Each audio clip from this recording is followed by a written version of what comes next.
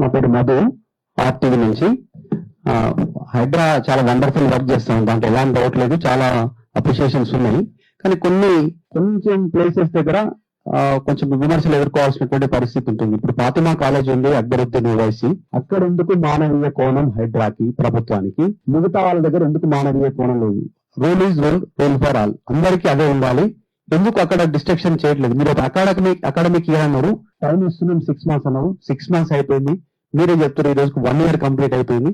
ఎందుకు అక్కడ ఎగ్జామ్షన్, మిగతా వాళ్ళకి ఎందుకు ఎగ్జామ్షన్ లేదు? ఇది చాలా పెద్ద క్వశ్చన్. ప్రతిపక్షాలు నిన్ననే మీరు చూస్తే గనక లాస్ట్ ఇయర్ అరౌండ్ అక్టోబర్ ఆ టైంలో నేను అప్పుడున్న ప్రిన్సిపల్ సెక్రటరీ దానకిషోర్ గారు ఒక ప్రెస్ మీట్ అడ్రస్ చేస్తున్నప్పుడు కూడా అడిగారు. ఇట్లానే మన చాలా మంది ప్రెస్ మిత్రులు అడిగినప్పుడు కూడా ఇప్పుడు అకాడమిక్ ఇయర్ జరుగుతుంది, మన అకాడమిక్ ఇయర్ అయిన తర్వాత తప్పకుండా దీని గురించి ఆలోచన చేస్తాం అని చెప్పి కూడా చెప్పడం జరిగింది. సో ఇది ఆ టైంలో సెప్టెంబర్లో మీ హైడ్రా ఫార్ములేట్ అయిన ఒక 1.5-2 months అన్నమాట. మన తర్వాత డేటా అంతా తీసుకోవటం ఇదంతా చేస్తున్నప్పుడు కూడా ఏం జరుగుతుంది ఏంటనేది అంతా కూడా తీసుకున్నాం. అప్పుడు కూడా ఇది మనకి ఏంటంటే ఫాతిమా కాలేజ్ కట్టింది 2015-2016. 2015-16లో కాలేజ్ కట్టారు. 2016 ఎండింగ్ లో December 16 ప్రిలిమినరీ నోటిఫికేషన్, అంటే కాలేజ్ కట్టిన తర్వాత అదేదైతే సెల్కం చెరువు అన్న తర్వాత అక్కడ ఆల్మోస్ట్ 1 year తర్వాత అయింది.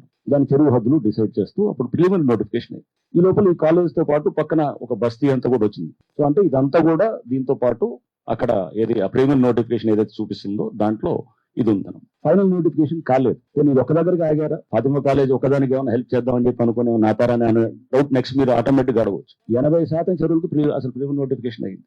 ఇందాక నేను అదే చెప్తున్నాను కదా, ఫైనల్ నోటిఫికేషన్ కాలేదు. ఫైనల్ నోటిఫికేషన్ అయితే హార్డ్లీ అరౌండ్ 135-140 lakes అనమాట.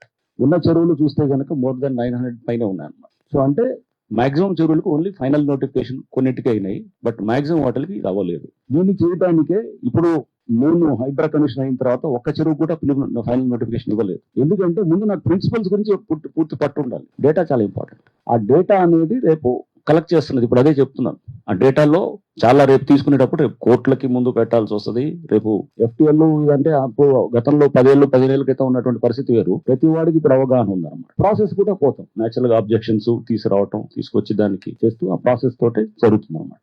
ఒక FTL డిసైడ్ చేసి ఒక ఎన్కన్వెన్షన్, ఫర్ ఇన్స్టెన్స్ ఎన్కన్వెన్షన్ కి అదే రోజు నేను FTL ఆల్రెడీ డిసైడ్ అవుతూ ఎప్పుడో ఫైనల్ నోటిఫికేషన్ అయిపోయింది. That is the reason why we have demolished it. So అప్పుడు ఫైనల్ నోటిఫికేషన్ అయింది ఎప్పుడు 2014లో అయిపోయింది. 2014-2015 ఆ టైంలోనే అయిపోయింది. ఎక్కడైతే కనుక ఎక్కడన్నా సీరియస్ అబ్జెక్షన్స్ ఉంటే కనుక దాన్ని రేపు పరిశీలించినప్పుడు ఎక్కడ సీరియస్ అబ్జెక్షన్స్ వస్తే that is a different thing. But serious objections final notification అయిన తర్వాత that is subject is close. ఇప్పుడు 10 ఏళ్ల క్రితం క్లోజ్ అయిన సబ్జెక్టులు అవన్నీ. అందులో ప్రిలిమినరీ నోటిఫికేషన్ అయిన దాని మీద ఇప్పుడు వీఆర్ వర్కింగ్ ఆన్ దట్. అది అంతే తప్ప కానీ